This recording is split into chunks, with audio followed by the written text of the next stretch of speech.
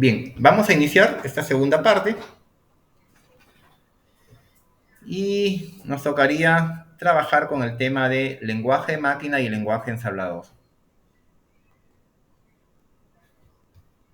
Pues aquí le llamamos lenguaje de máquina y ¿qué lenguaje ensamblador? Hace un momento estaba que les comentaba esta parte.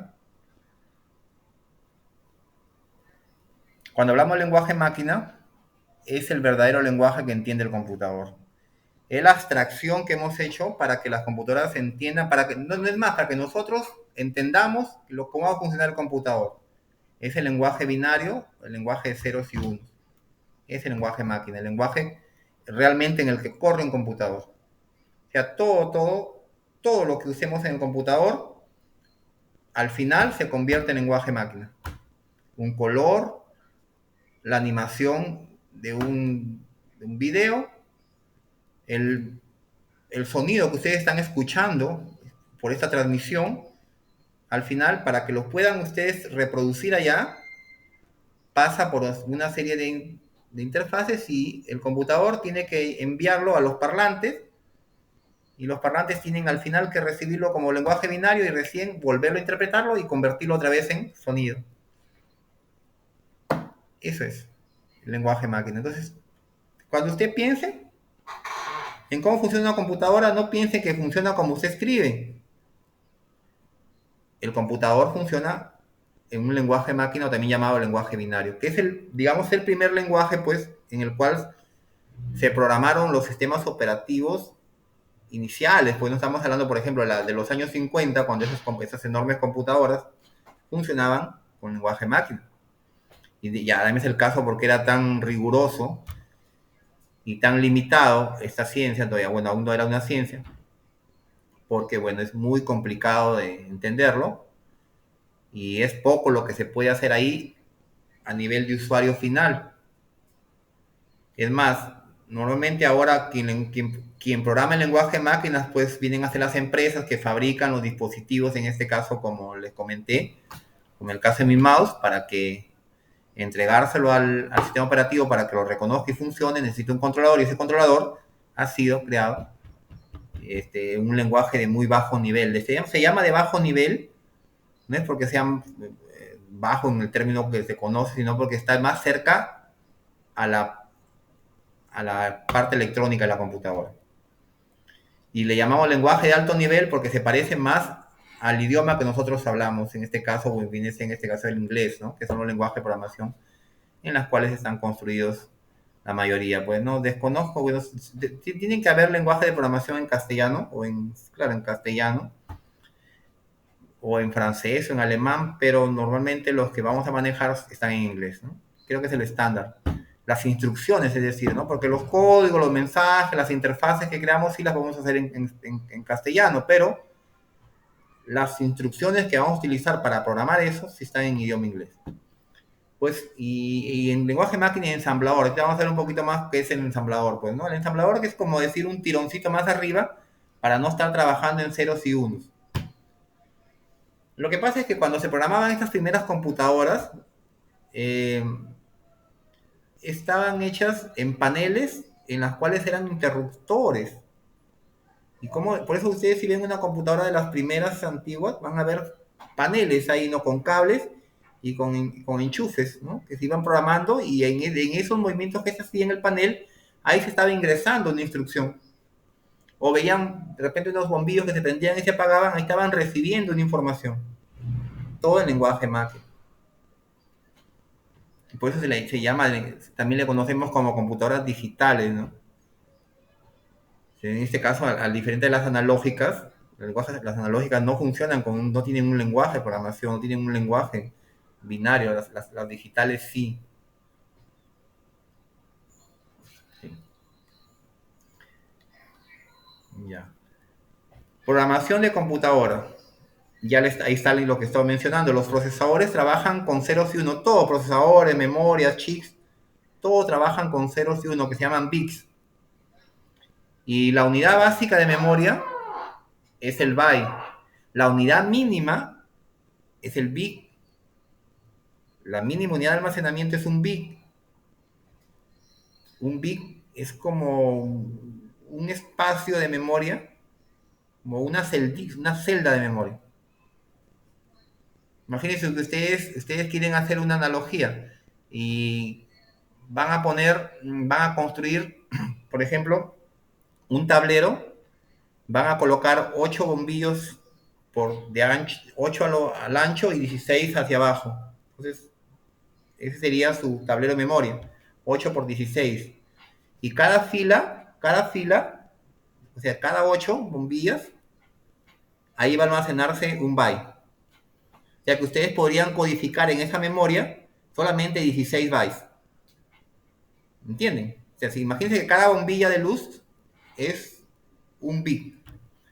Como le decía que cada byte son 8 bits, entonces ustedes harían, imagínense, un tablero y ponen 8 filas de 16 filas de 8 bits, de 8 bombitos, poquitos, esos LEDs. Y cada fila tiene 8 LEDs y esos, depende cómo estén prendidos y apagados, codifican un carácter. Y en esos 8 por 16 ustedes podrían solamente colocar o registrar 16 caracteres.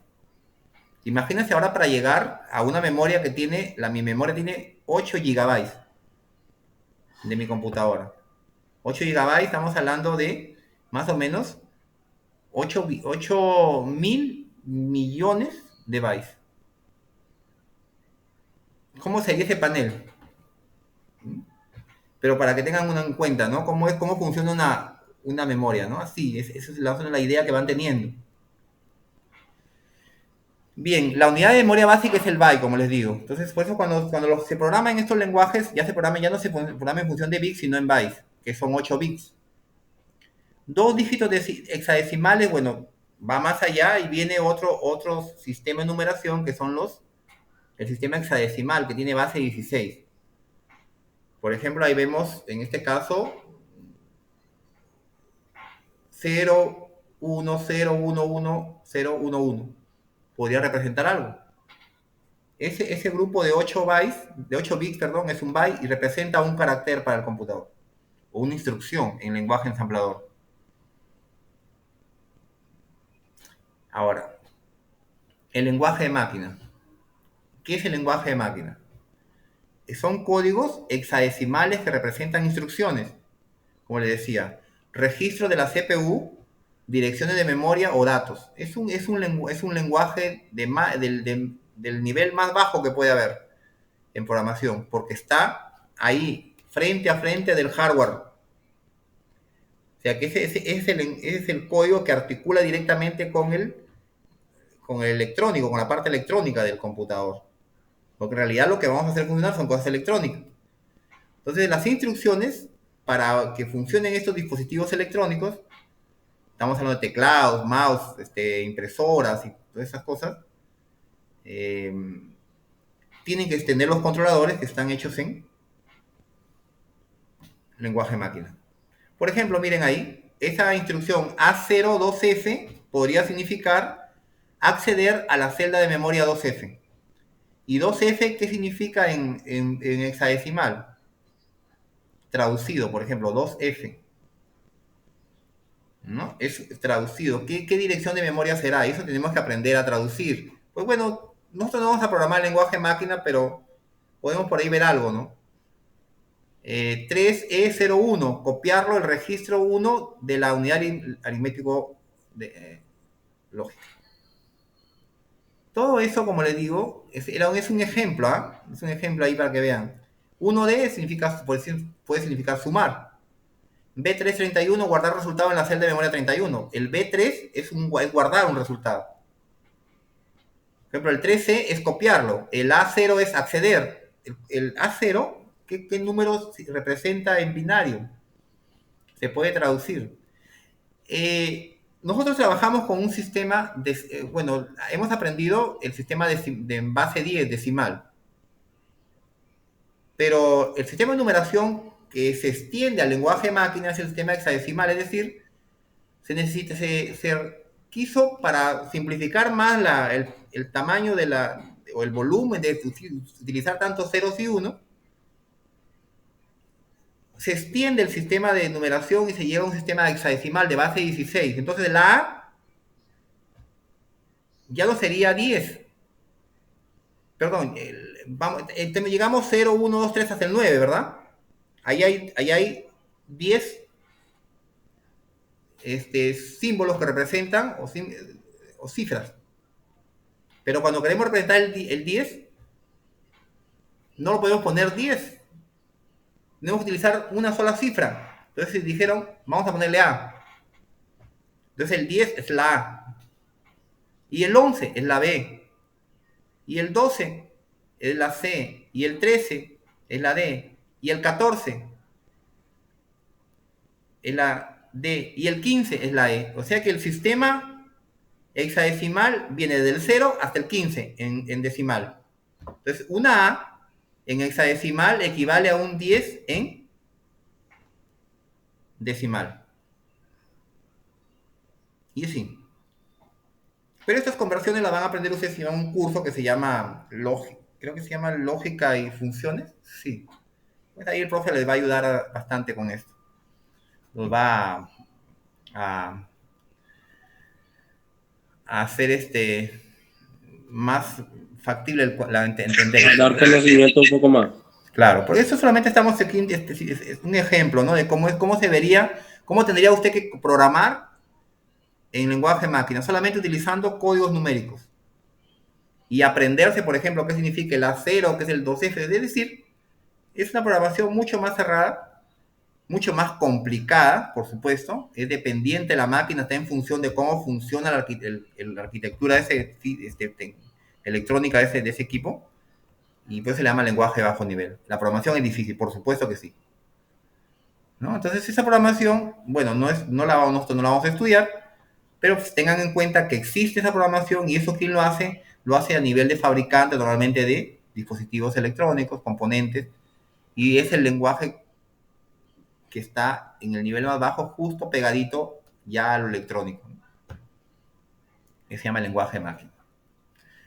Bien, pero como eso era muy tedioso, es demás, si ustedes miren, hay programas que nos permiten abrir un archivo en lenguaje máquina. Se llaman depuradores. Nosotros podemos ver el lenguaje máquina, pero lo vamos a ver así lo vamos a ver. Claro, lo vamos a ver así, pero en realidad este A02F se convierte en ceros y uno. Se va a convertir en ceros y uno. Aunque no crean. ¿Ustedes cómo lo verían esto? Sería todavía más fastidioso que si aquí ya sé que es un A02F, pero en lenguaje binario estos 4 caracteres se convertirían en ceros y unos. El A, el 0, el 2 y el F serían todavía llevados a otro nivel más inferior, ¿no? Bien, entonces avancemos. Ese sería el lenguaje máquina, ¿no? Ya no nos preocupemos por ahí porque no nos vamos a meter a hacer programación. A ver, si quieren ustedes, busquen un curso. Hay muchos cursos para aprender esto y, bueno, pueden hacer algo. Y hay programas en la computadora que se pueden instalar y se puede programar en lenguaje máquina, pues, ¿no? Sí, por supuesto.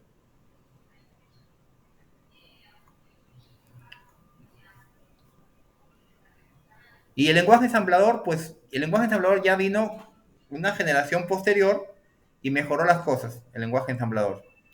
Como que el lenguaje ensamblador ya traía mnemotécnicos o palabras que nosotros podíamos reconocer y nos fue más fácil programar. Entonces dice, por ejemplo, tenía mayor legibilidad, tú podías leer más fácil un programa, ¿no? Entonces, fíjate, ya aparecen instrucciones. Conocía, por ejemplo, RIA, que significa leer, leer es inglés, pues, ¿no?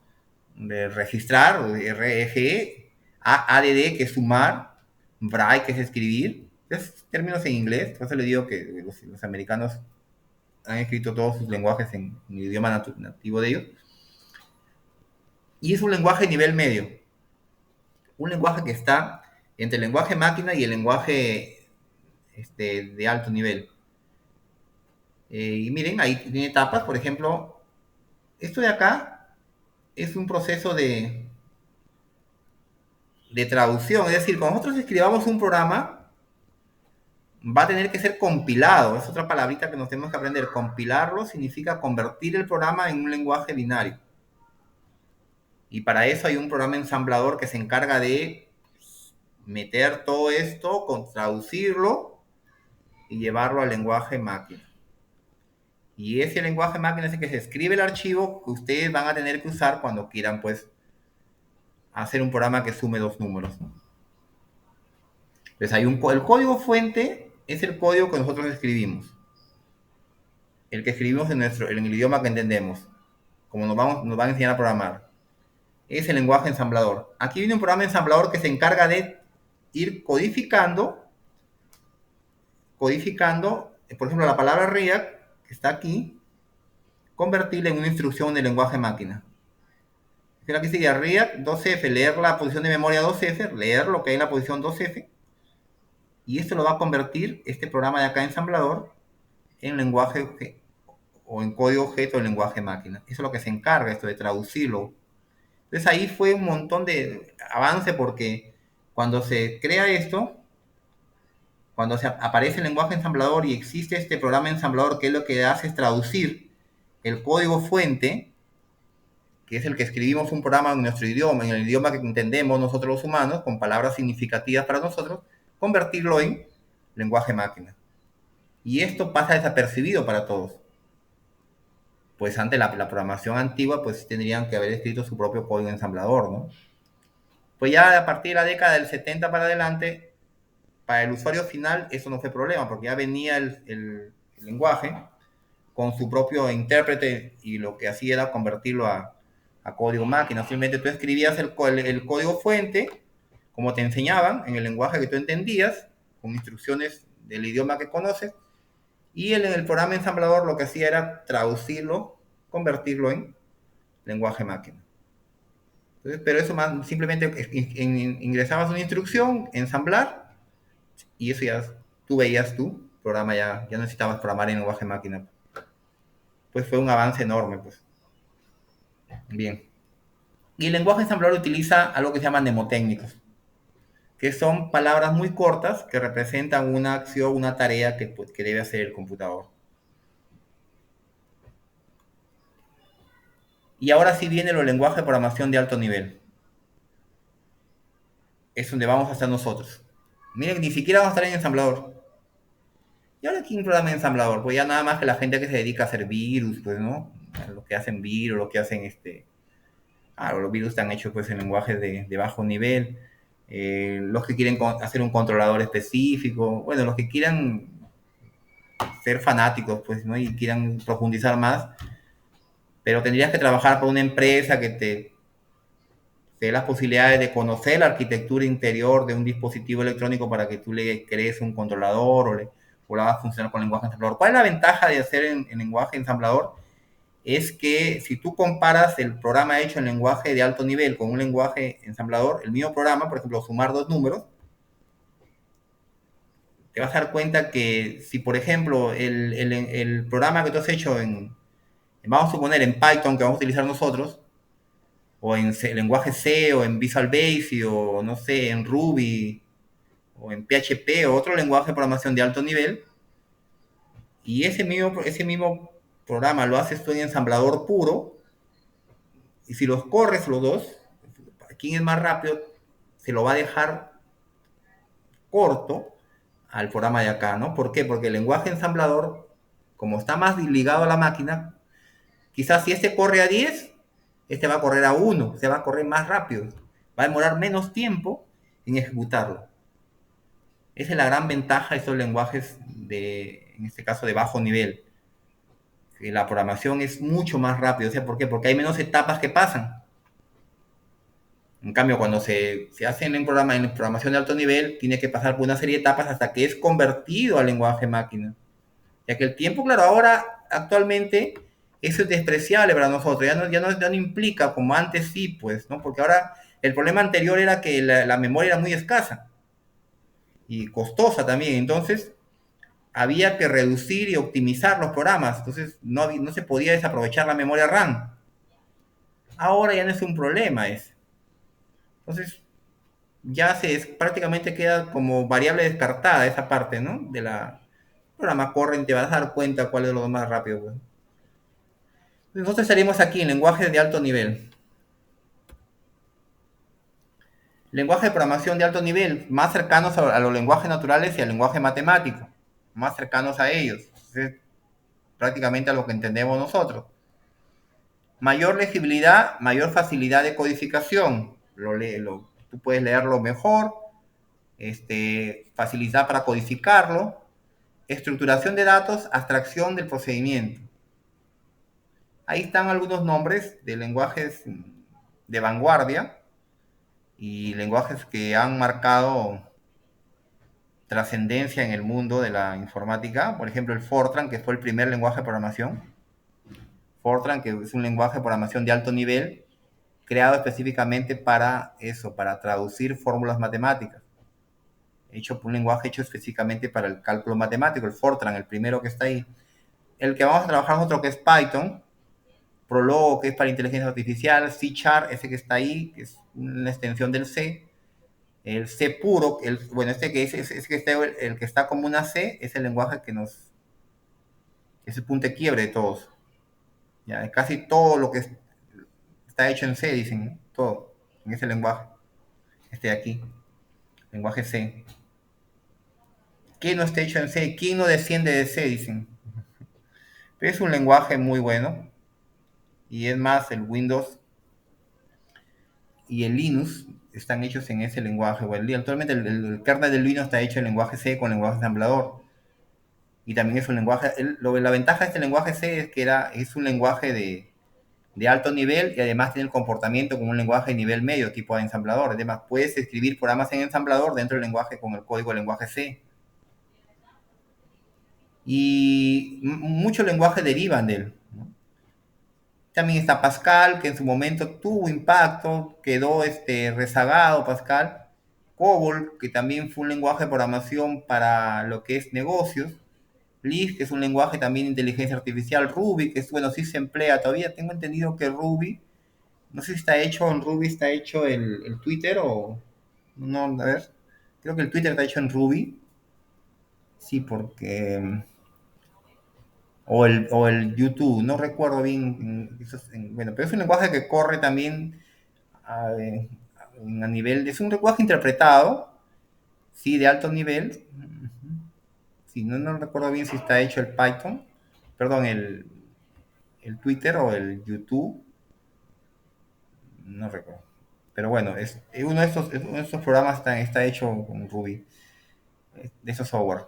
El BASIC, bueno, el BASIC también es un lenguaje trascendental en el mundo de la programación. Tuvo un impacto tremendo porque me permitió que la programación llegue a los usuarios finales. Un lenguaje, si el C en ese momento parecía difícil, cuando apareció BASIC, es el lenguaje estos de los computadores que se conectaban a las pantallas de televisor, estamos hablando de los años 70 por ahí. Es un lenguaje, prácticamente sus iniciales indican eso, básico, ¿no? Y miren que siguió, y ahora todavía hay una versión de BASIC que se llama Visual Basic, que viene en un paquete de Visual Studio de Microsoft. Todavía está ese lenguaje y se mejoró un montón, pues, ¿no? Es Malta, que también creo que tengo entendido que es un lenguaje orientado a objetos. Haskell, que es un lenguaje netamente funcional. Ada también fue un lenguaje de programación, bueno, no lo he visto nunca, bueno, no lo he manejado, pero sé que es un lenguaje también de alto nivel. Simula, Java se ha manejado, Eiffel, C++, en fin. Hay miles de lenguajes de programación. Es más, profesor, usted podría crear un lenguaje de programación. Toma como referencia y todas sus rutinas las haces en Assembler o en lenguaje ensamblador y creas tu lenguaje de programación. O tomas de repente del lenguaje C y creas tu lenguaje de programación. ¿Ven? Entonces, ¿se puede hacer un lenguaje de programación? Claro que se puede hacer. Pero va a demandar pues más esfuerzos y más tiempo. Entonces, ese sería un lenguaje de programación de alto nivel. Entonces, vamos a estar incluidos nosotros aquí, en esta parte, ¿no? Vamos a aprender esto, a manejar, en este caso, uno de ellos. Por el momento, aprender programación básica. Hemos cogido el Python porque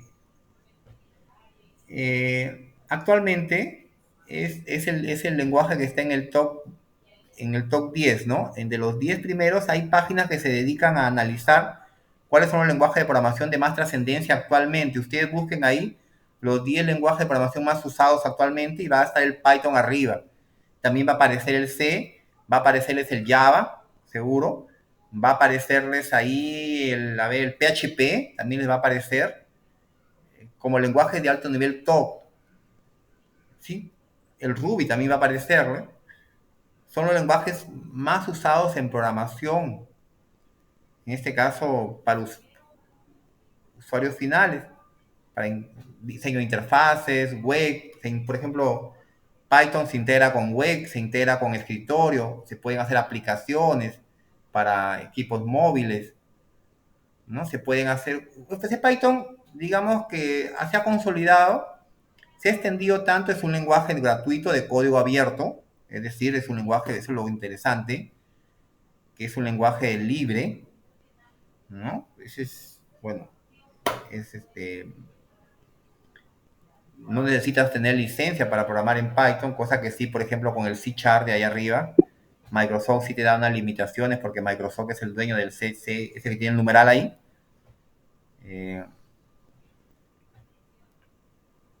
Bien, entonces seguimos. Si hubiera alguna inquietud por ahí. Ingeniero, ingeniero Python, yo he usado Python y pues sí es, yo creo que sí debería ser el más recomendable porque es el más entendible también y es más fácil Y tiene de todo. analizarlo. ¿Y sabes Exacto. qué es lo bueno de Python? Que está integrándose ahora con Machine Learning, con la inteligencia artificial, que va a ser el lenguaje de programación que va a ser la programación del futuro. Sí, exacto. El Machine Learning. O sea, tienen que ustedes que entrar ahí. Claro, todos los lenguajes de programación son buenos, chicos, pero dependiendo cómo van extendiéndose ustedes. Porque la Claro, programación que tienen ustedes que apoyarse, sí, es correcto, Junior, tienen que irse ya no al entorno escritorio, sino al entorno web. Porque la programación ahora está en el navegador, en la web. Ya no está la programación aquí en hacer un programa para manejarlo e instalarlo en tu computadora, no, que funcione en tu servidor. exacto. Y eso es lo que facilita Python. Exacto, Python tiene módulos. Tienes todo con Python, mira, procesamiento de imagen, inteligencia artificial, tienes integración con gráficos, tienes interfaces. Yo les invito a que después vamos a hacer un trabajo de esto y van a ver ustedes que vamos a hacer una entrada a este mundo, claro, que no en los clases que vamos a estudiar, no vamos a aprenderlo totalmente, pero sí vamos a dejar un puente para que usted entre a este fascinante mundo de lo que es Python, ¿no? Y como dice también el compañero, es fácil de aprenderlo, es bien entendible, porque tú quieres hacer un programa básico, en media hora entiendes un programa, y vas a crear un programa de sumas, por ejemplo, quizás en 15 minutos. Y es fácil instalarlo también, se instala fácilmente en el computador. Bien. Aquí tenemos, ¿cómo funciona un lenguaje de programación de alto nivel? Miren cómo es el procedimiento, el funcionamiento interno. Traducción. Por un lado tenemos los que son los compiladores. Compilar compilan y enlazan programas completos. Los intérpretes compilan, enlazan y ejecutan instrucción a instrucción. En este caso, el Python está en esta categoría, porque los lenguajes que corren en el navegador normalmente son lenguajes interpretados, es decir, que no encontramos un ejecutable ahí. Y el código lo puedes acceder, lo puedes ir directamente y leerlo. Es decir, cuando tú lo ejecutas con el motor que tiene, con la máquina virtual que tenga el Python ahí, lo que va a hacer es ir traduciendo, ir compilando, enlazando en tiempo real, instrucción a instrucción. A diferencia de un lenguaje compilado, por ejemplo, como el C, que te compila como el Visual Basic en este caso, que te compilan y te genera un ejecutable con un instalador y tú lo puedes correr sin necesidad de tener el Basic instalado. En este caso, para que corra, por ejemplo, un programa en Python que tú hagas, tienes que tener instalado la máquina del Python. Es decir, el software de Python instalado en tu computador y ruteado, ¿no? Para que funcione, por ejemplo, un lenguaje hecho en C o en C Sharp, o en Visual Basic, o en el otro, en otro lenguaje que sea de esta categoría, simplemente lo compilas y lo conviertes en lenguaje máquina y lo puedes llevar a cualquier lugar y ahí nomás lo ejecutas, no necesitas instalar. Esa es alguna de las desventajas todavía, ¿no? Pero no sé para qué necesitan por ejemplo, el Python. Es más, pero por ejemplo, todo el software que tú ves, todo lo que tú ves en el navegador, cuando tú corres, lo que tú corres, por ejemplo, en tu navegador, y vas a ver que hay otro lenguaje ahí que se llama JavaScript, que es otra cosa maravillosa también, que lo aprenderíamos después, más adelante, porque ahí tú vas a programar esas cositas que tú puedes mover, que puedes entrar con una contraseña, que haces un gráfico, que haces un validador, que lo haces en la computadora, que lo ves ahí, es hecho en JavaScript, que es otro lenguaje de programación magnífico. Pero si tú aprendes Python, ya cuando tienes la noción de lo que es un algoritmo, de lo que es un programa, te va a ser fácil entrar a otro lenguaje de mayor nivel funcional. Pero son interpretados. El JavaScript, tú puedes ver todo el código que está hecho, el de la persona. O sea, ya no es digamos, una restricción, porque antes los programadores eran celosos y no querían compartir los códigos. Entonces, por eso los compilaban. Y una vez que tú compilabas el programa, ya nadie podía ver tu código. Entonces tú querías ver, pero ¿cómo hizo esa calculadora tan bonita? No, pero ya está compilada. Ahora, tú haces una calculadora en Python y puedes ver el lenguaje. Y eso es lo que es bueno, porque el conocimiento pertenece al mundo. Entonces, tú puedes saber cómo lo hizo. Y ahí hay una política en este caso, del software libre, ¿no? Reconocer quién lo hizo. Puedes utilizar ese software, revalorarlo, llevarlo, modificarlo, pero siempre reconociendo quién lo hizo. O sea, ya no se oculta esto. Ya no se oculta el código fuente. Ya no, es poco, entonces sí lo ves tú, el código fuente que se expone ahora, pero entender ese código fuente implica pues conocimiento. Pero en cambio en los lenguajes que son compilados, Incluso ahí ingeniero, incluso ahorita Python, bueno, yo te que lo utilizo está en móviles y sí sí, me está ayudando bastante con los readmes de actualmente, con los readmes cuando me traen trabajos de los readmes así para sacar cuenta a mí o cambiarles el email, pues me ayuda bastante Python en esa parte como para tiene claro. llegar a su procesador y cambiarle esos dígitos. Ujú.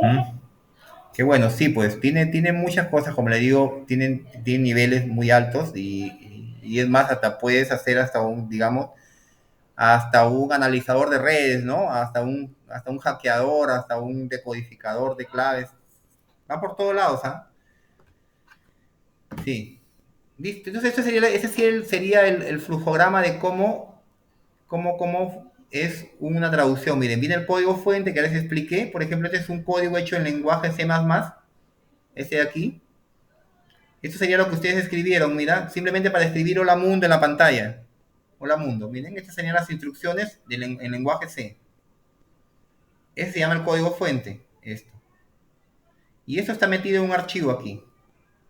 Ahora, pero tú lo escribiste así el programa, con todo esto de acá, ¿no? Incluye strings, using los nombres de espacios, y empiezas con la función principal, el main, code, escribes en pantalla la frase hola mundo, final de línea, y return 0 significa terminar el programa. Eso se convierte en un programa en lenguaje máquina, pero para que el computador lo entienda así, no lo va a entender. Tú lo escribes, el computador, bueno, no va a poder hacer nada mientras no lo compiles. Entonces, este código fuente, que es el que escribimos nosotros, va a entrar en otro programa que nosotros no lo vamos a ver, simplemente cuando presionemos algo, digamos, ejecutar, y el sistema va a comenzar a ejecutar ese código, es decir, va a compilarlo, va a convertirlo primero en un código objeto, es decir, en un código máquina, aquí está, ceros y 1, esto se va a convertir en código máquina, y luego se va a enlazar porque pueden haber varios módulos. O sea, por ejemplo, cuando tú escribes tu código, pero ¿a dónde vas a sacar, por ejemplo, code? ¿Y dónde vas a sacar la palabra enlive? ¿Qué significa? Entonces, tú has escrito hola mundo, pero tú quieres que lo escriba en la pantalla y con una finalización de línea, es decir, con presionamos enter y cerrarlo. Pero ¿a dónde están esas palabras? cómo el computador las entiende. Por eso están en otros archivos, en otras que se llaman librerías, ¿no? Entonces, eso, cuando vienes después de la compilación, después que has traducido tu código fuente al lenguaje máquina, viene el enlace, es decir, combinarlo con las otras librerías que van a darte respuesta a esas palabras que tú estás utilizando ahí, que el computador tiene que entender. Se llama enlazar y se convierte ahora sí en un solo programa. Por eso que si tu programa, por ejemplo, tenía, vamos a poner que hay unas 50 caracteres en todo eso, pero cuando lo compilas te sale por 1500 o 1000. ¿Qué pasó? ¿Por qué aumentó tanto? Si solamente tú has escrito 50 letras en tu código fuente, pero cuando lo compilaste, lo enlazaste y viste el ejecutable que está acá abajo, y es el código ejecutable, ¿por qué sale, por ejemplo, 1000K o 1.2K? ¿Qué pasó? Pero si yo no escribí tanto. Lo que pasa es que como se ha unido con otras librerías, DLL, que se llama en este caso en C, incluso en Python, todos los lenguajes de programación hacen uso de estos módulos, de estos includes, ¿no? De estos usings. En todos vas a encontrarlos, porque para rutinas, y lo que pasa es que como tú quieres solamente hacer algo, y si, por ejemplo, no quieres utilizar la parte gráfica, ¿para qué vas a compilarlo con gráficos? Si solamente quieres escribir algo chiquito en pantalla. Entonces, ahí viene que solamente compilas y unes con lo que necesitas en ese momento.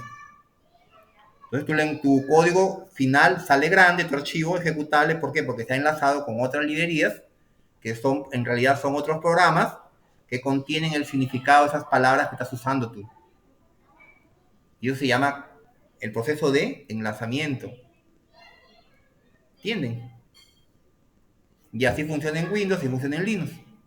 Y ahí esa es la fase de cómo llegamos a ejecutar un programa en la computadora. Desde un código fuente viene un compilador, nuestro código fuente es convertido al lenguaje objeto en ceros y unos a través de este programa que se llama compilador y luego enlazado y luego botado como un exe, como un ejecutable. Por eso cuando tú le haces doble clic, funciona. Porque ya está en código máquina, pero enlazado con los módulos correspondientes. Y así es, estudiantes. Así funciona, o así es la fase de compilación. En el caso de los intérpretes no te botan un ejecutable. Los intérpretes te van en tiempo, van ejecutando instrucción a instrucción y lo van mostrando el resultado que necesitas.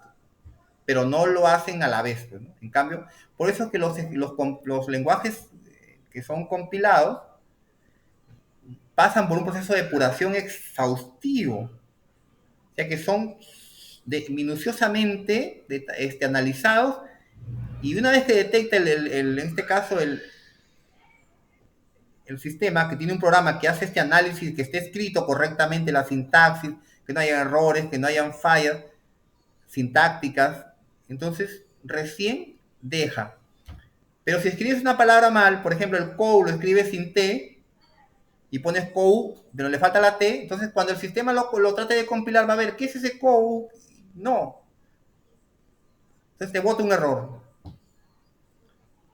Pero en cambio, con el intérprete, recién cuando llegue donde dice COU, recién se va a parar ahí. Porque va a comenzar a ejecutar línea por línea. Recién cuando llegue ahí, va a parar. Esas son algunas ventajas y ciertas desventajas que tiene, ¿no? Bueno, en el caso, la otra programación que hay para la nueva tecnología móvil, que digamos todavía la veo un poco previo al inicio o inicio, hay ahí, por ejemplo, yo he hecho programo y he hecho varios sistemas para móviles. Trabajamos con una empresa ahí en Trujillo, integrado con base de datos, en este caso con MySQL, pero ahí programamos en un sistema que se llama Android Studio. Y también pues no tenemos que traducirlo, compilarlo, al final me bota un archivo que se llama APK, que es el instalador que lo llevo al celular. Y hay otro, ese es un lenguaje que es bueno, el que yo estaba trabajando es en Java, programas para móviles, pero también hay un Kotlin, que es el nuevo lenguaje para móviles que está dejando de lado el Java, ¿no? Que es propio ya en este caso, de Google. ¿Hay una pregunta ahí, por favor, algo? ¿Un aporte? ¿Cómo vamos en esa parte? ¿Está claro? Ay, chicos, o ya se fueron, ya me dejaron.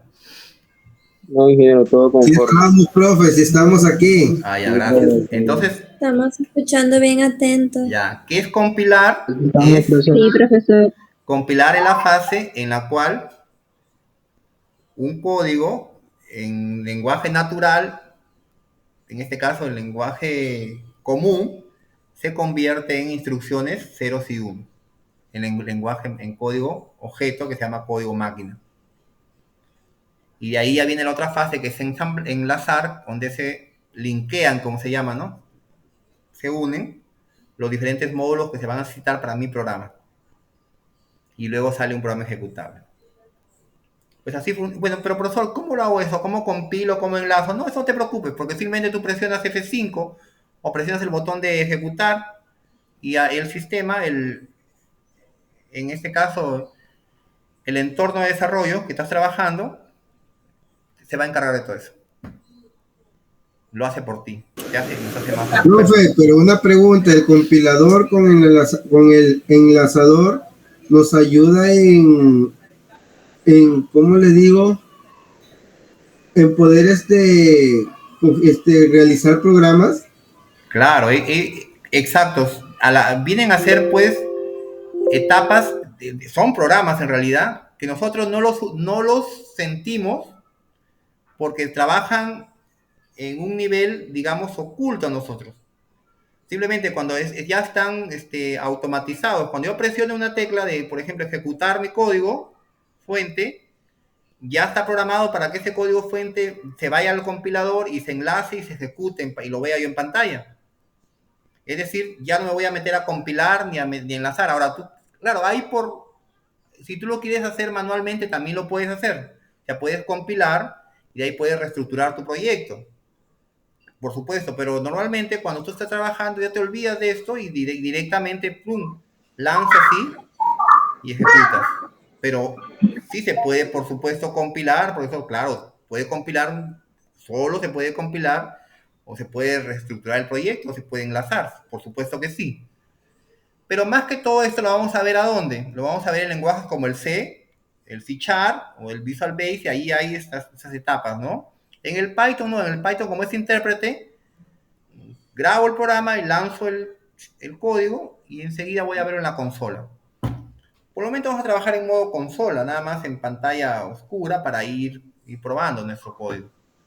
Ingeniero, el lenguaje ese de input, rectum, todo eso lo aprendí en NetBeans y sí, sí era medio complicado NetBeans. ¿En cuál? En NetBeans.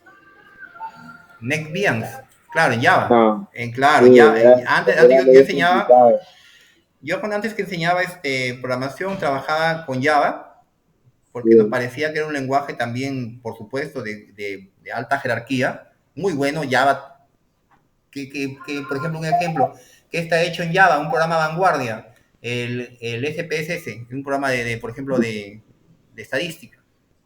Exacto. En Java hizo un montón de cosas que se han hecho en Java. El mismo NextVian está hecho en Java.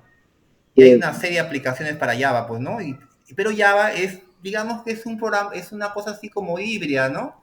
O sea, está entre un ejecutable y está en un intérprete. Porque en Java necesitas instalar una máquina virtual y lo bueno era que el código que tú hacías, el código objeto que compilabas, lo podías llevar a Linux y en Linux también estaba la máquina virtual en Java y también lo corrías. O sea que en este caso el problema de la arquitectura ya no tenía precedente. Lo que sí funciona, por ejemplo, si tú haces un programa compilado ahorita para Windows, lo compilas aquí en Windows en BASIC, por ejemplo, en C, y lo quieres llevar a un sistema Linux, por ejemplo, quieres correrlo en Debian o en Ubuntu, no vas a poder hacer eso. No. Incluso, pero si lo haces en Python, sí. Yo hago mi programa en Python aquí y lo llevo y lo corro en Macintosh, en la computadora de Apple, o en Linux, corre, o en el mismo móvil. Yo también Sí. tengo acá una rutina para Python, que le voy a enseñar a instalar. Acá hay una aplicación. Lo podemos correr aquí también. Ya más adelante vamos a probar los que no tienen computadora, cómo poderlo correr de acá sus códigos. Aquí tengo yo una aplicación de Python que corre bajo Python. Este celular, su sistema operativo nativo es Linux. Y la interfase gráfica, lo que ven acá ustedes, está hecho en Java, normalmente en Java. Lo gráfico, con Clotting.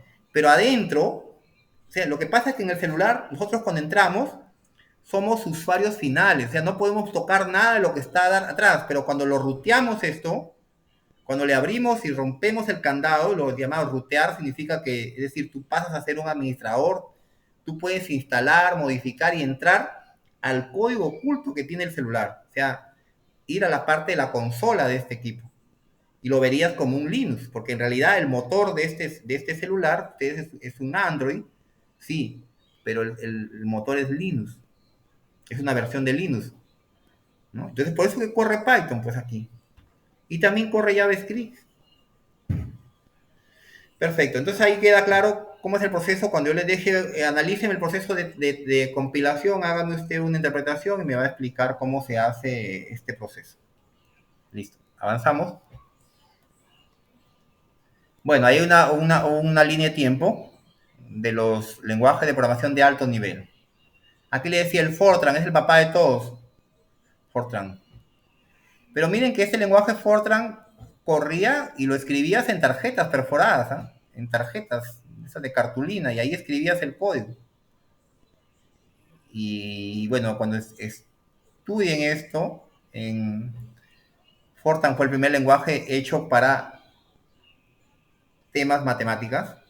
Fortran, Fórmula Translation, se llama traductor de fórmulas, así se le entiende. Fue el primer lenguaje de programación de alto nivel. ¿Okay?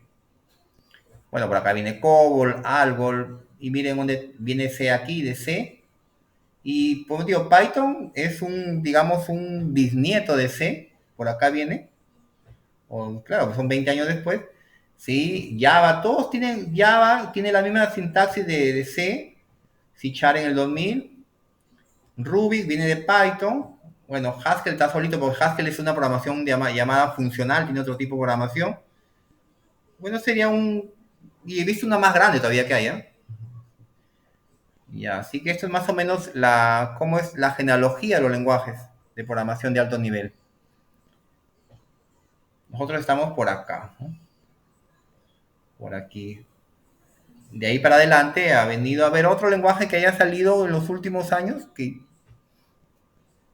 en los últimos años lo que ha tenido crecimiento es el código que corre, o los scripts, en este caso JavaScript, que es el lenguaje de programación en este caso para el navegador, digamos para el front-end, para la interfase que tú ves, para el usuario final, es el JavaScript, ¿no? Por eso que ahora ves linduras en las páginas web, ¿no? Efectos especiales, movimientos, simulas por decir, mira la maravilla que hace ¿ustedes conocen el GeoGebra?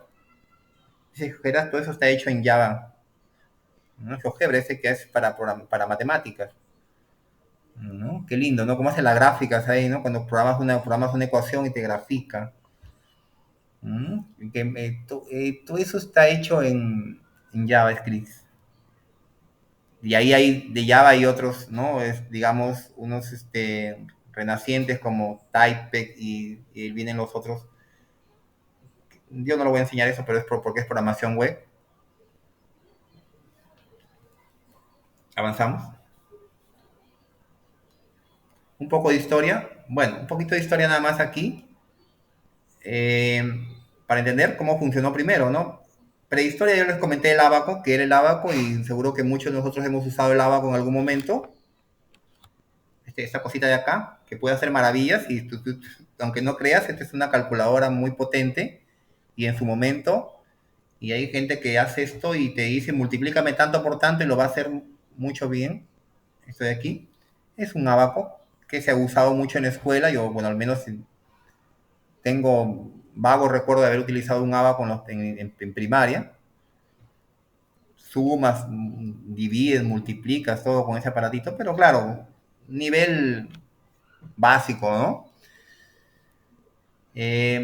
Prehistórico. ¿No? Entonces, en realidad no se conoce su origen, pero creen que esto viene de China, de por allá de Oriente, pero exactamente no se sabe la verdadera procedencia.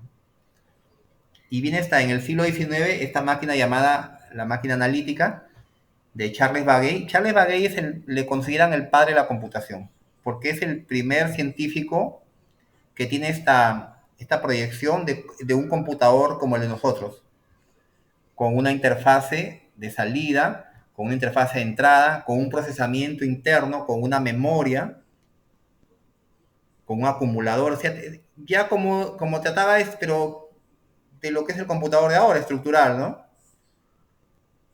Ya no solamente una calculadora. O sea, lo anteriores son calculadoras, pero una caja registradora, profesor, ¿qué es? Es una calculadora. Una caja registradora es que antiguas, funcionan con engranajes, esas son analógicas, eh, son solamente calculadoras.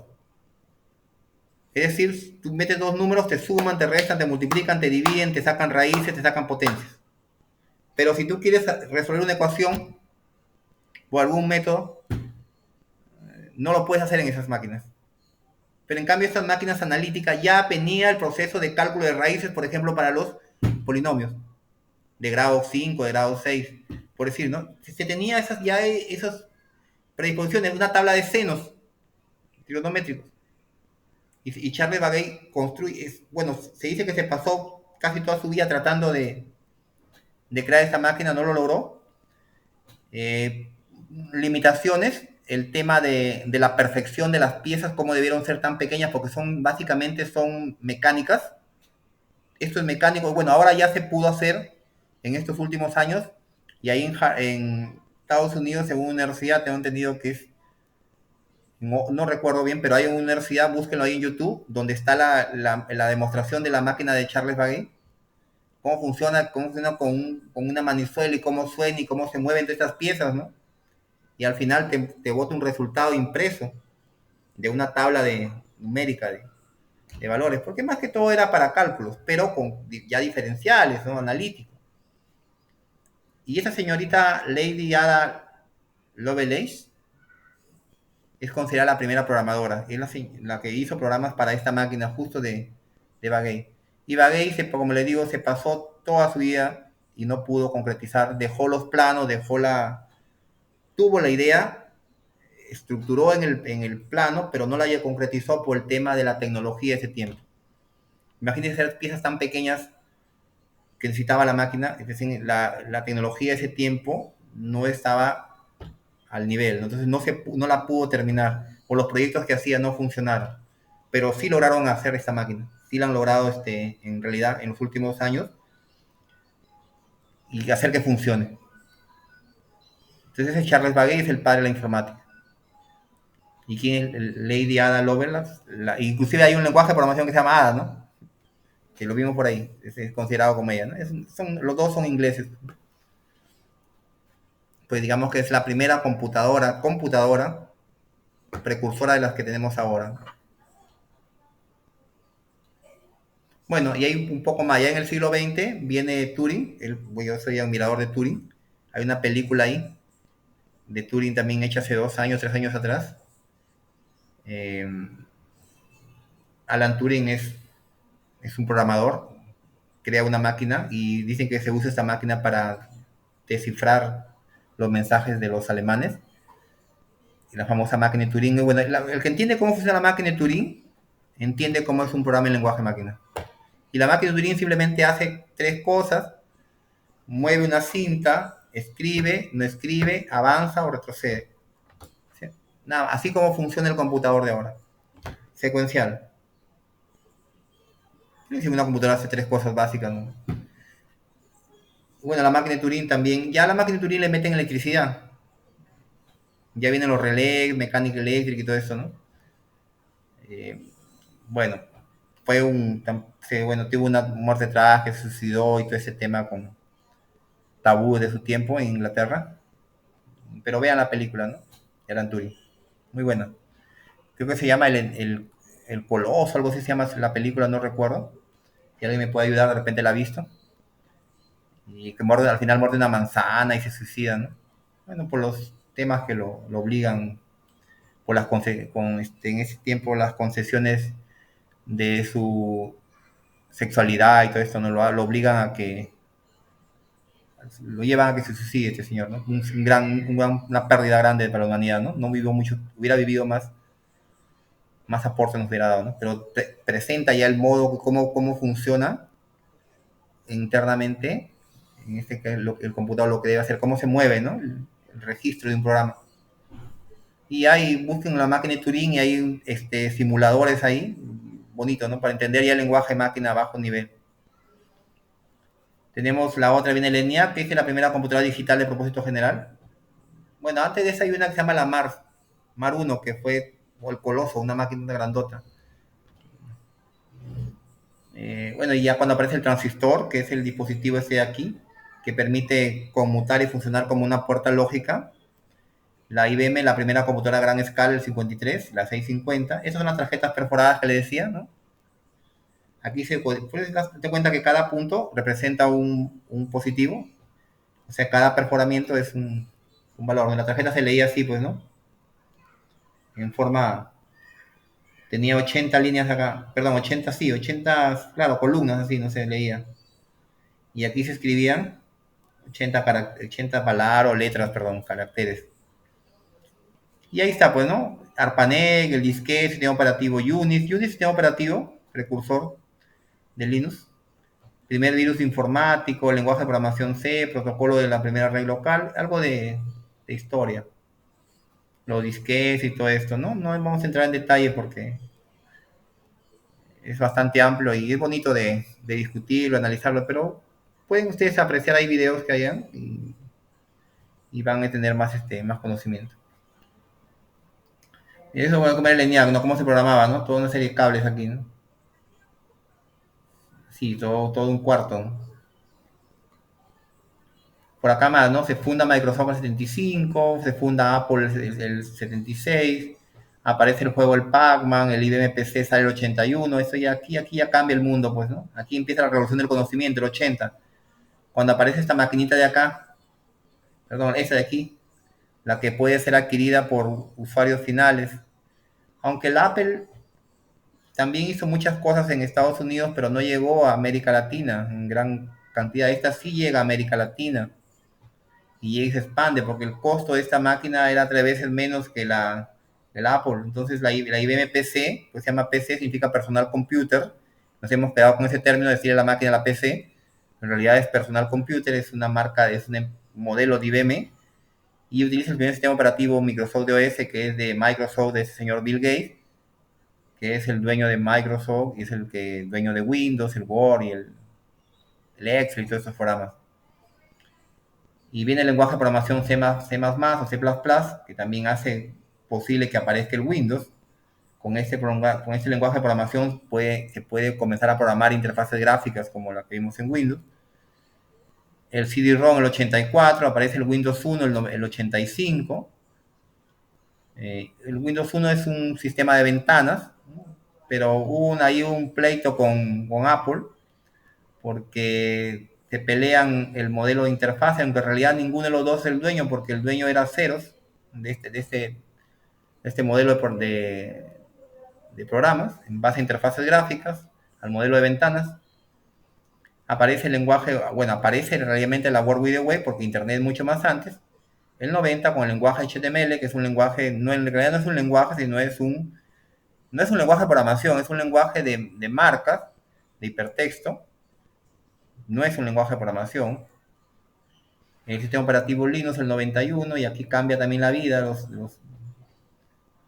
Bueno, ¿qué más hay por acá? El Windows 3.1, los lenguajes de programación Java el 95, se funda Google el 98, miren. Aparece el Messenger el 99, en este caso el usado. En el siglo XXI, el 2001, aparece Windows XP, una revolución también, un buen Windows que se hizo. Yo creo que este Windows XP fue el mejor de los Windows para usuarios finales, porque los anteriores, toda una complicación. El Windows XP, y de ahí viene el Windows 7, Porque antes había un Windows que se llamó un Windows 95, que se lanza. Y viene un Windows 98, problemático. Y viene un Windows 2000, una tremenda desastre y fracaso de Microsoft. Windows XP ya cambia la cosa y muy bonito, y todavía inclusive hay sistemas que trabajan con Windows XP. Y ahí el Windows XP hay otros también, pero el que viene el Windows 7, que yo creo que de los Windows, el que mejor es el Windows 7, no sé por qué lo cerró Microsoft, a este Windows 10 que ahora se supone que lo habían escrito nuevamente. Bien, y ahí está, pues, ¿no? Ahí estamos ahora con la tecnología Android. Pues Android es el que está metido en los carros, en los artefactos, en los celulares, en los dispositivos, en la Internet de las cosas. Ahí está Android, ¿no? Los dispositivos pequeños, en los estos que vuelan, ¿cómo se llaman? Drones. Decía está metido Android. Bueno, programación e ingeniería de software. ¿Qué es programar? Bueno, vamos a entender este concepto. Es decirle a un tonto muy rápido exactamente lo que tiene que hacer, así, pues, estamos en el término así como algo jocoso. Especificar la estructura y el comportamiento de un programa, así como probar que el programa realiza su tarea adecuadamente y con un rendimiento aceptable. Entrada, programa, salida. Transformar la entrada en salida. Y en eso está un programa. Un programa es como una función matemática. Por ejemplo, f de x es igual a 2x más 5. ¿No? Es una función. Y tú le dices x, si x vale 2, ¿cuánto sería el resultado? 2 por 2, 4, más 5, 9. Ah, ya. Tú metes algo y sacas algo. Algo que es 2 y sacas un 9, por ejemplo. Pero ¿cómo se convirtió en 9? Porque es 2x más 5, se multiplicó por 2 y le sumó 5 a ese número. Igual, ¿no? En un programa tienes una entrada, tienes una salida. Por ejemplo, quiero buscar todos los alumnos, cuando yo uso el programa, de apellido Ramírez, escribo Ramírez, el sistema entra Ramírez, entra al programa de búsqueda y me muestra todos los estudiantes con apellido Ramírez. Entonces, es un programa, ¿no? Y bueno, viene esta palabrita que es como vamos a iniciar nosotros, algoritmos. El algoritmo es una secuencia de pasos y operaciones que debe realizar el programa para resolver el problema. El programa implementa el algoritmo en un lenguaje concreto. Claro, cuando tú te dicen, hazme un programa que sube 2 números, entonces yo no, como no sé programar, profesor, yo le digo a alguien, ¿cómo sumarías 2 números? Y me dice, bueno, primero debo tener el primer valor que voy a sumar, por ejemplo, 5. Luego el otro número que voy a sumar, 7. Ya, luego puedo contar con los dedos si no me acuerdo las tablas. Ah, ya, entonces cuento y me da 12. Ah, 12 es el resultado.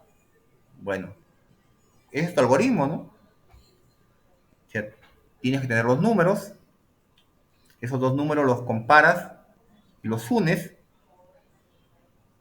y luego formas tus unidades y decenas, y dices, sale 12.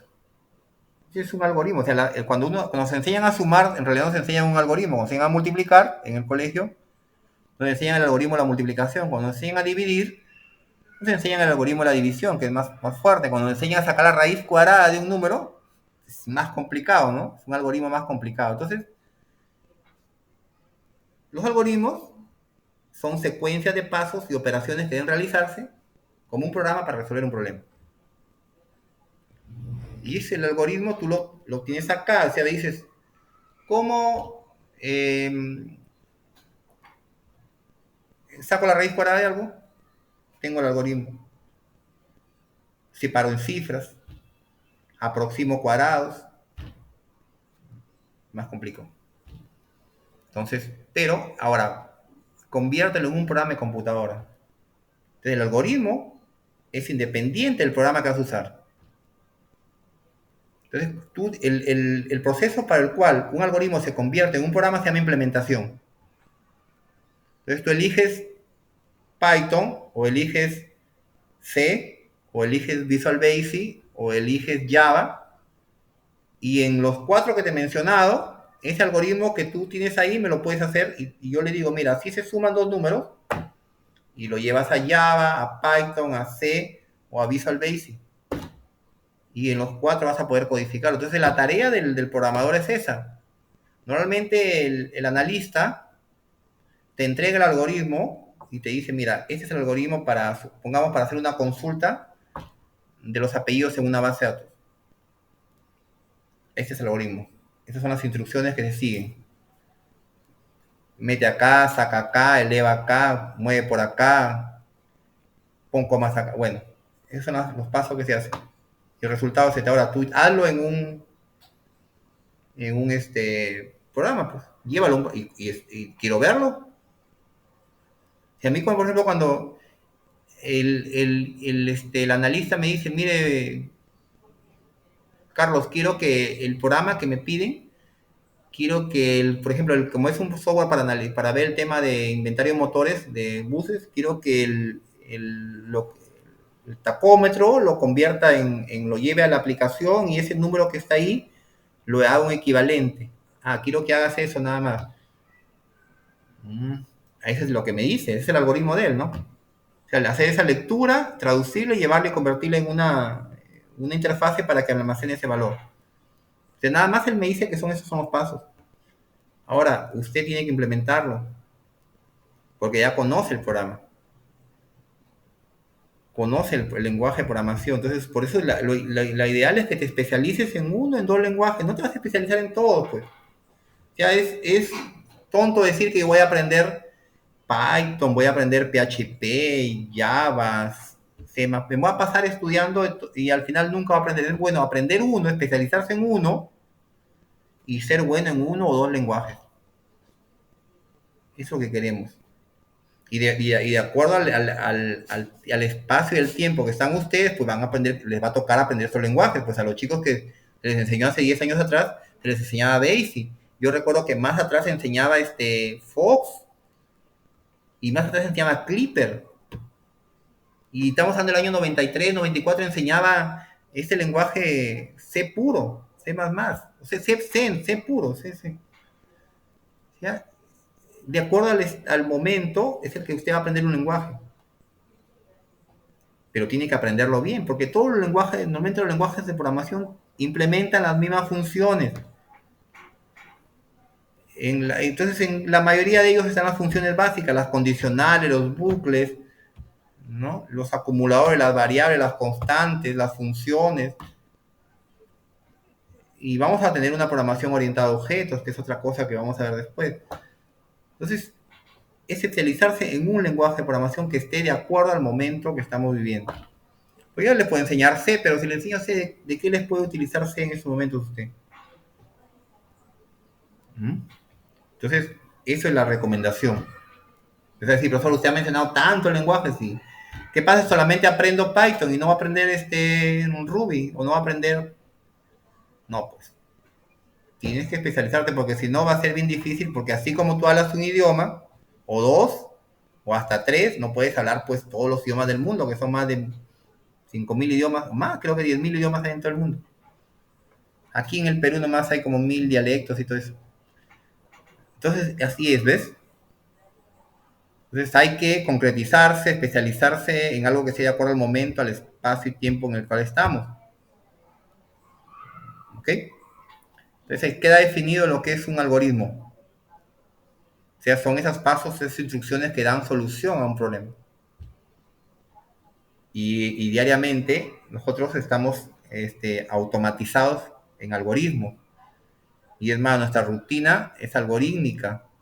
Yo para venir a hacer la clase acá tengo que haber puesto mi camisa porque seguro estaba con un polo y no tenía corbata, entonces tuve que buscarla, dejarla, prender la computadora, conectarme. Entonces son pasos, ¿ves?, que voy siguiendo, pero siempre bajo el precepto lógico. O sea, no puedo poder hacer quiero presentarme delante de ustedes, no me voy a venir a poner la camisa aquí y sacarme la camisa delante de ustedes, ¿no?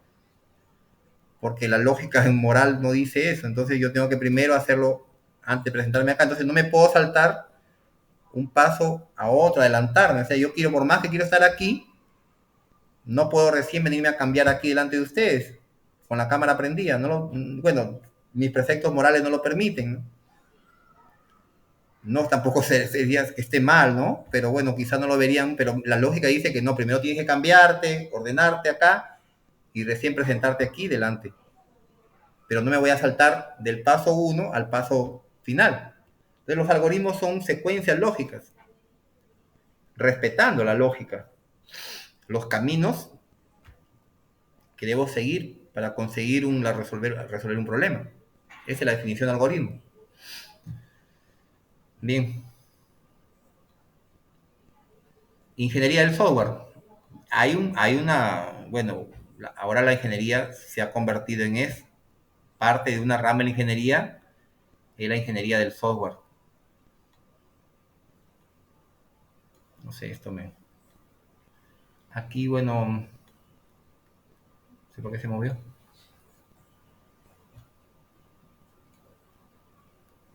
Aquí. Ingeniería del software. Ya ha pasado. La programación es solamente, dice, una etapa del proceso de desarrollo. La programación es una etapa. Porque cuando tú quieres tener un software ya funcional, que esté adecuado y trabajando en el entorno, y ser en la fase que se llama de productividad, le llamamos nosotros los informáticos, ya esté ese programa, ese software esté en productividad, ya esté funcionando, ya listo, haber pasado por todas las etapas, mira. La última etapa es la productividad. Entonces, esto sigue una secuencia que puede regresarse incluso al inicio, ¿no? Planificación, análisis, diseño, programación, prueba y depuración, mantenimiento. Planificación, viene la idea.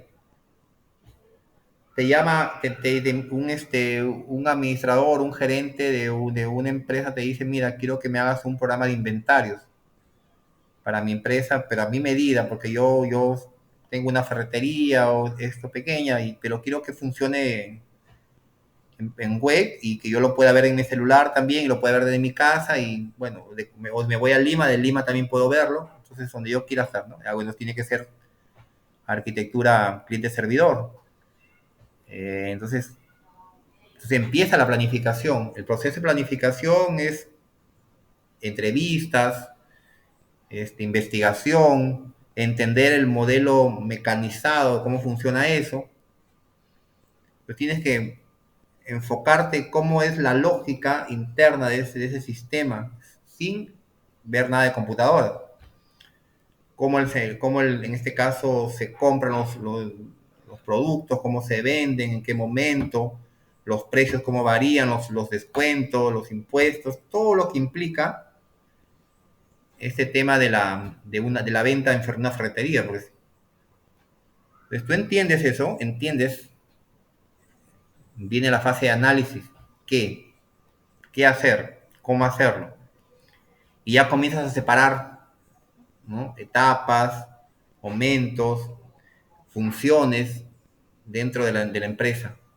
Vas a comenzar a analizar. Una vez que has entendido toda la estructura de esta empresa, cómo funciona, ya sabes tú qué función tiene el vendedor, el cliente, el almacén, ¿no? El gerente, los operadores, etcétera.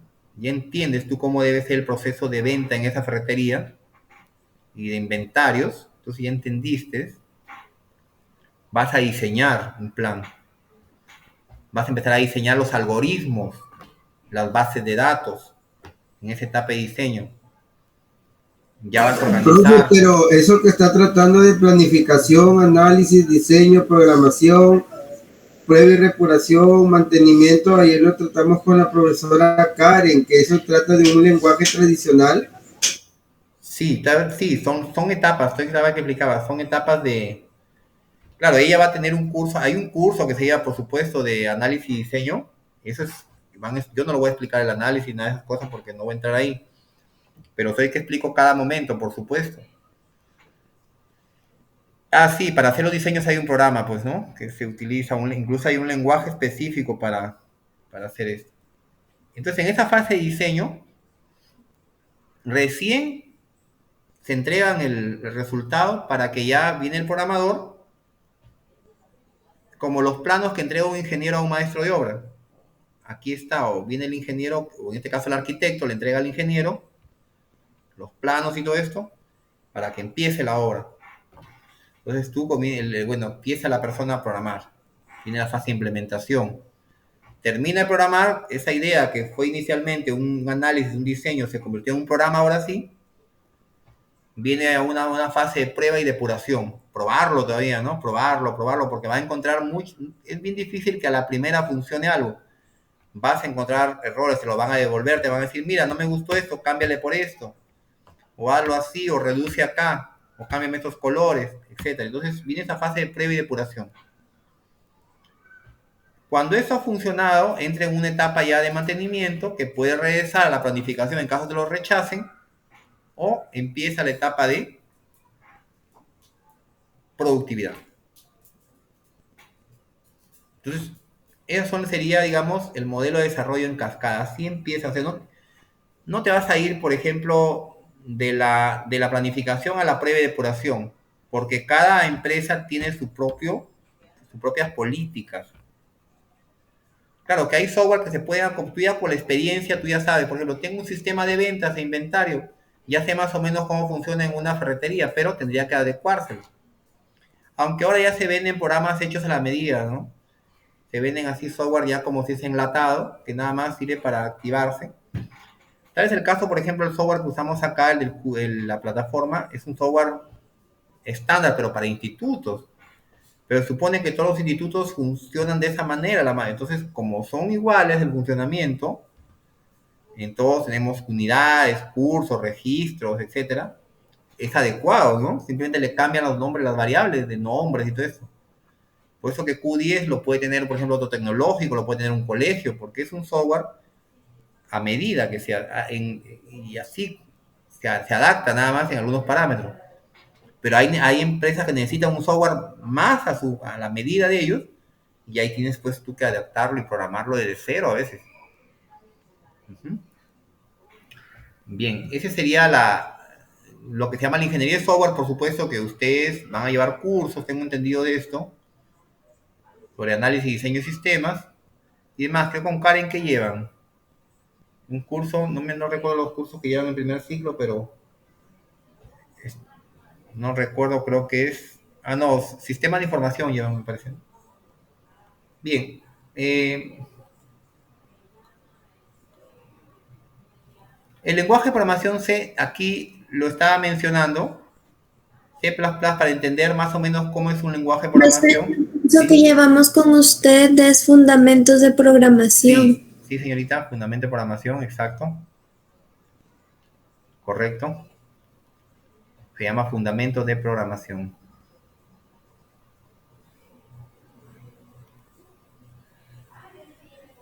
Y eso lo vimos en antes, es un código fuente. Lenguaje C++.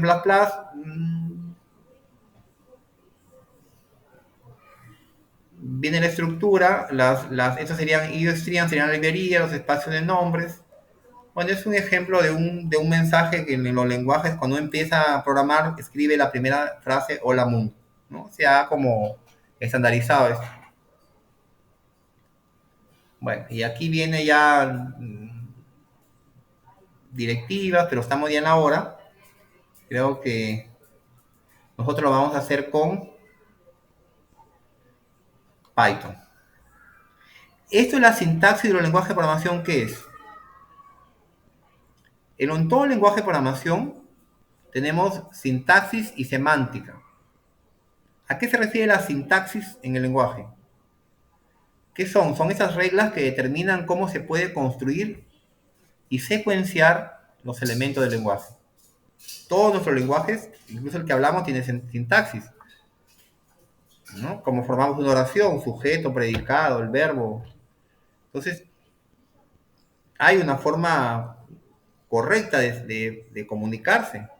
Son reglas que determinan cómo se puede construir y secuenciar los elementos del lenguaje. O sea, las palabras tienen que usarse basados en una sintaxis. ¿Y qué es la semántica en el lenguaje? Es el significado de cada elemento del lenguaje. ¿Para qué sirve? ¿Qué significa cada palabra que se usa? Entonces, los lenguajes de programación tienen una semántica también.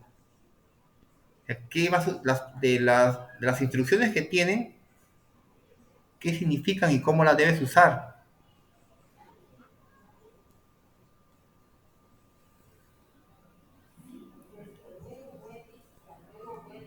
Bueno, aquí hay un ejemplo, ¿no?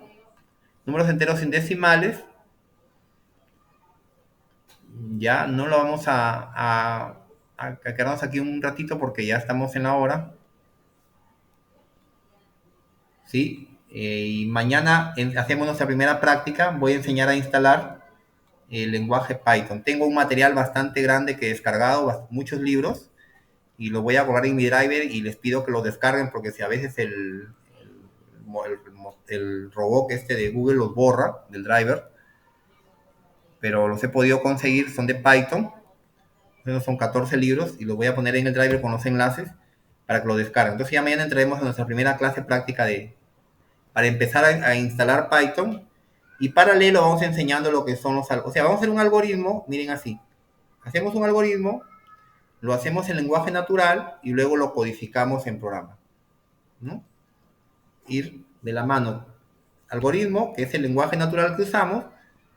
Es más, utilizaremos algo que se llama pseudocódigo y luego lo llevaríamos a un lenguaje de programación para ir probando. Es más, ni se necesita siquiera instalar Python, porque todos los que tienen una cuenta de Google, ya le voy dando este dato aquí, este F11 para salir de acá.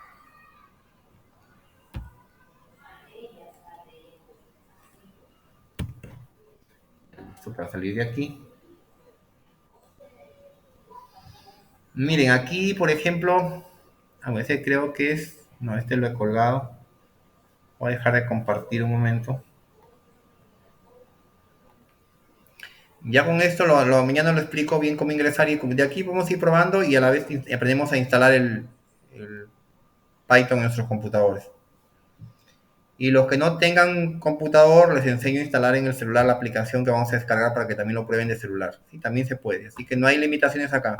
Porque el curso solamente es aprender a crear algoritmos para resolver problemas básicos, ¿no?, con computador.